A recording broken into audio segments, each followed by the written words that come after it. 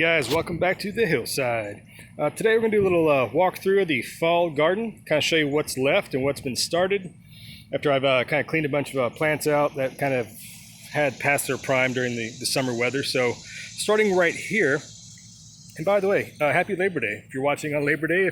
If not, I'm sure you'll watch it sometime in the future, but this is filmed on Labor Day for reference. We got about 6 weeks, maybe 7 weeks until our first scheduled frost, but I mean, if you believe it or not, I think Colorado and a place like that might even be getting snow this weekend, which is crazy early and a killing frost. So hopefully you guys out there, if you're watching from out that way, have a way to protect your plants from the impending cold snap. So you never can tell with the fall garden, so it's always kind of a gamble. Sometimes you get a late frost, sometimes an early frost, but you know, it's worth trying. So anyways, in front of you here, these are Campari tomatoes. You've probably seen these at the grocery store. They come in the little clusters like this. They'll cut the entire cluster off and sell them all together. This one right here is actually pretty loaded down, this little cluster right there. So I started these seeds middle to late June probably. So most people, you start your tomato seeds, you know, April or March or even before that, depending where you live, and you're going to get an early start on your tomatoes. This is the first year I've deliberately seeded tomatoes late June for the purpose of getting a fall tomato crop, just to see how it would work out. Because the plants you plant early in the spring, by this time are, they got blight, they're old, the plants are tall, they suckers everywhere, and they're probably just getting tired and worn out. So I figure by the time those plants are winding down, these guys are going to start kicking it up into a high gear. So there's that, a little experiment for those. Now right here, this is an old tomato cage. But on the tomato cage, you can kind of see right there, these are sugar snap peas, and they're planted kind of down in the shade of these tomatoes. So they're going to have some time to vine up. As the weather cools down, they should start really thriving. But right now, where it's still fairly hot, it's going to be 90 degrees today. Peas are not going to like that out in the wide open sun like you would maybe in an early spring planting. So this is another trial here to kind of a semi-shaded fall garden with late season peas.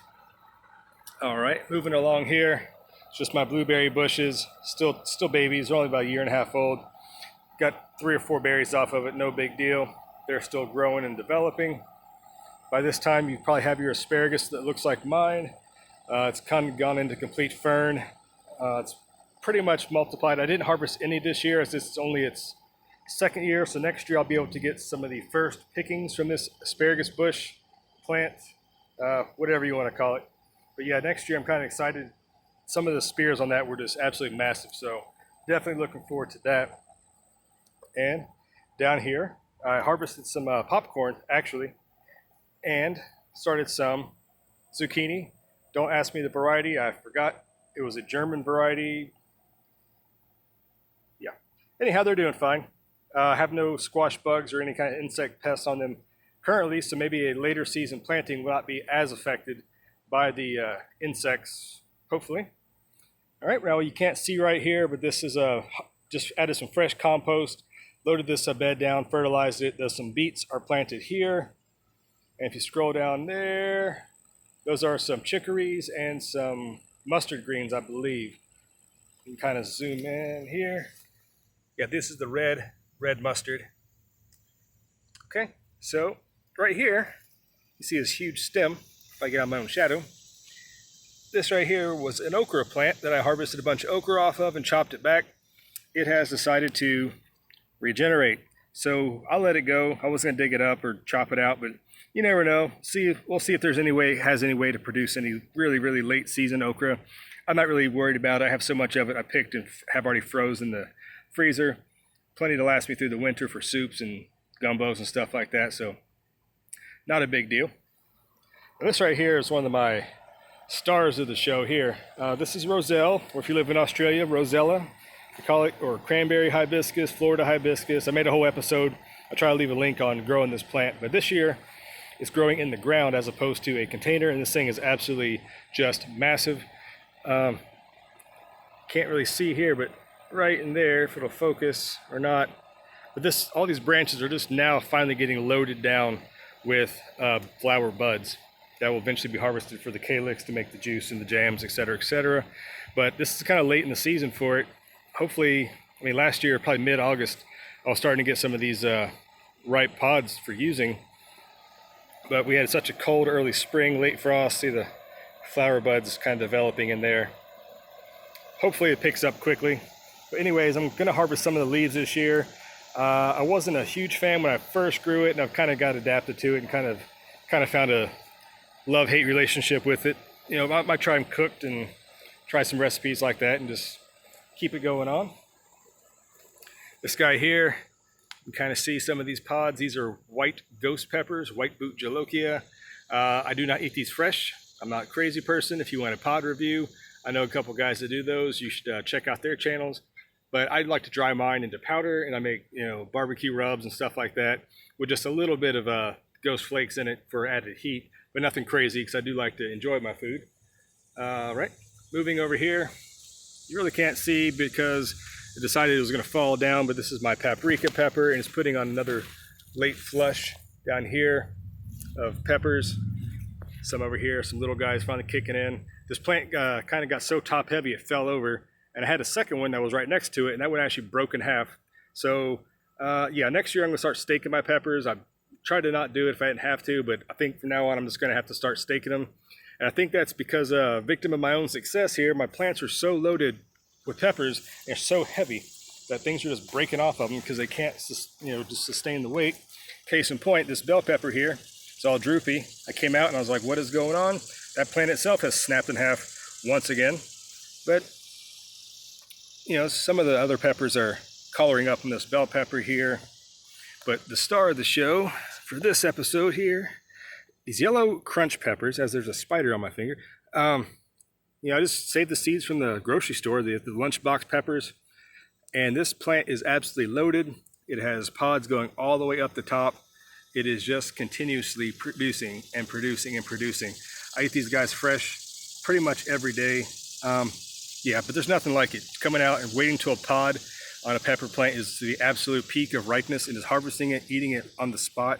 You can't get anything better than that, you know, because the stuff you get from the store has been picked and it's been trucked around the, you know, country or across the state or something like that. You're just not getting fresh quality. So people don't know what it's like to try fresh homegrown pepper. You're missing out. And of course, my obligatory marigolds.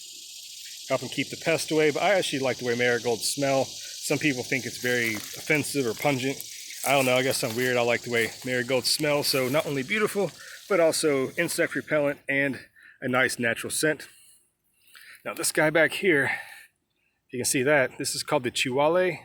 It's spelled really weird. It's a Oaxacan pepper from Mexico. It's actually very rare, endangered type pepper. So I grew it, the seeds, well, I bought the seeds, I've grown it out for the purpose of saving the seeds to distribute out. So if you're watching this episode and you're interested in trying to help preserve this endangered or threatened species of peppers, the Chihuahua rojo, there's also a Chihuahua negro and an orange and a dark one, I'm pretty sure. So I'm not sure the endangered status of those, but I think the whole family of peppers are really no longer commercially viable, so they're kind of really limited in their production anyways. This guy here is a ghost pepper that is red. It looks different than the white ghost pepper. That's okay. They are two different genetic variants, whatever like that. So they're not going to be identical. But there you go, guys. That's just a quick... Wait, hold on. Forgot to show you something else. Bear with me. Now right here, this little spiky guy is a cardoon, which is a relative of the artichoke. But instead of growing it for the edible flowers or flower pods like you would an artichoke, you're actually going to grow this for the stems, which will be, you know, deveined, all the spikiness, and cooked and sauteed and used in, like, in Italian dishes and North African dishes. I've read a lot, fairly popular. So what happened is I planted some stuff here and I forgot these guys were even on there, or even alive for that matter. So I pulled up the plants. There was a tomato plant, and I think some cucumbers that kind of took over, and I'd completely forgotten. So about 3 weeks ago, these things were 5 inches tall, really sad. They hadn't had any, like, the sunlight and moisture really hasn't gotten to them, so they were just barely spindly and pale. But now that I've got the weeds and all the other dead plants pulled out from around them, these guys have absolutely exploded with growth. And I believe they're not technically hardy to my zone. 7A, 6B, depending on the winter. But I'm going to try to overwinter these guys, heavily mulch it and see what happens, just as an experiment. But I'll have to remember to, make sure I give them enough room for next year. Some nice Homestead Tomato. That's the variety Homestead. They're pretty nice. I've tried them. This is the first year I've grown them. They're okay. Not my favorite. I probably won't grow this particular variety again. Tons of flowers still in the background. It's called Kiss Me Over the Garden, or Kiss Me Over the Garden Gate, if you're kind of wondering what that is. It's a old heirloom flower. Got the seeds from Baker Creek on that. Another tomato plant, and some parsley, which is awesome to use fresh, by the way, guys. If you've never grown parsley, use it fresh. It's a lot better than the dried powder stuff you get from the store. It has no flavor whatsoever. So there you go, guys, from the hillside. Happy Labor Day once again. Let you kind of zoom out on what's going on in the garden for the late fall. So if you're trying anything new this year, something you've never grown before for a fall type garden, or if you just want to leave some nice comments down below, I would be much appreciated. If you'd like to subscribe and follow along, well, plenty more stuff coming along. Help you guys with your gardens, help you with your plants, seed saving, etc., etc. Tons of new stuff coming up this fall. So thanks for watching, guys, and I'll leave it there. All right, bye-bye.